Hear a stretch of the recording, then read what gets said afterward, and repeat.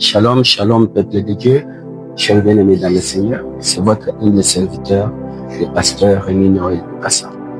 Nous sommes là dans notre émission intitulée Jésus t'appelle à l'ordre. Jésus t'appelle à l'ordre, c'est pour que nous puissions accomplir sa volonté telle qu'il nous l'a recommandée. Je me rappelle très bien, il s'est humilié, il s'est fait flageller, il s'est transformé en péché pour pouvoir sauver l'humanité. C'est-à-dire, il s'est fait humble. Mais aujourd'hui, nous, ses serviteurs, nous sommes aussi appelés à faire comme tel. Nous devons être humbles. Nous devons agir selon la volonté de Dieu, selon ce que la parole nous recommande.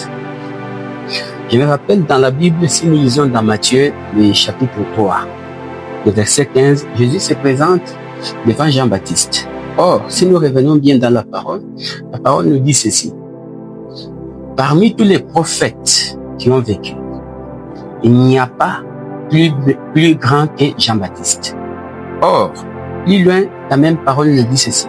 Le plus petit venu du ciel est plus grand que Jean-Baptiste. Le plus petit, c'est Jésus-Christ, le Sauveur. Alors, lorsqu'il s'est présenté devant Jean-Baptiste pour être baptisé, pour se faire baptiser, il n'a pas dit, moi je suis puissant, je suis plus grand que Jean-Baptiste et je peux tout faire moi-même. Non. Il dit à Jean-Baptiste qui hésitait parce qu'il se prenait pour un plus petit que Jésus. C'est avec raison. Et Jésus lui a dit ceci. Laissons les choses s'accomplir. C'est-à-dire, les Écritures doivent s'accomplir. Alors, suite à cela, aujourd'hui, qu'est-ce que nous constatons? Les hommes de Dieu commencent à prendre la place de Jésus. C'est glorifiant au lieu de laisser Dieu se glorifier dans leur vie. C'est ça la confusion que nous avons aujourd'hui. Tu verras un serviteur qui se tient devant le peuple de Dieu pour dire, si je n'étais pas parti prier pour tel, si je n'avais pas fait ceci, c'est-à-dire, c'est supposé que lui, sa présence, ou soit ce qu'il est allé faire, c'est ce qui a sauvé la personne. Non, la personne est sauvée par la foi en Jésus-Christ. Parce que Jésus lui-même disait ceci, chaque fois lorsque les miracles se produisaient. Il disait, lève-toi, prends ton lit et marche. Et puis il disait aux aveugles, vas-y, ta foi t'a sauvé. Et puis plus loin, il déclarait que personne ne le sache. Donc il ne voulait même pas qu'on puisse faire la publicité pour lui. Mais aujourd'hui, les hommes de Dieu veulent faire la publicité.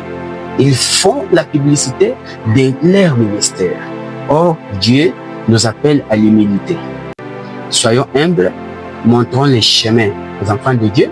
Ils doivent être fanatiques de la parole de Dieu, croire en Jésus-Christ, parce que lorsque Jésus a été baptisé, le ciel s'est ouvert. Et une voix est sortie du ciel en disant, celui-ci est mon fils bien-aimé en qui j'ai placé toute ma confiance. Écoutez-le. Donc lorsque tu écoutes Jésus, tu seras sauvé. Le miracle va se produire dans ta vie. Et puis plus loin, dans Jean 5, 24, Jésus lui-même revient en charge pour dire ceci. En vérité, je vous le dis, c'est lui qui écoute ma parole et qui croit en celui qui m'a envoyé. Il a la vie éternelle. Il ne vient point en jugement, mais il est passé de la mort à la vie. Donc vous voyez qu'il n'y a pas de contradiction entre le Père et le Fils. C'est pourquoi nous aussi,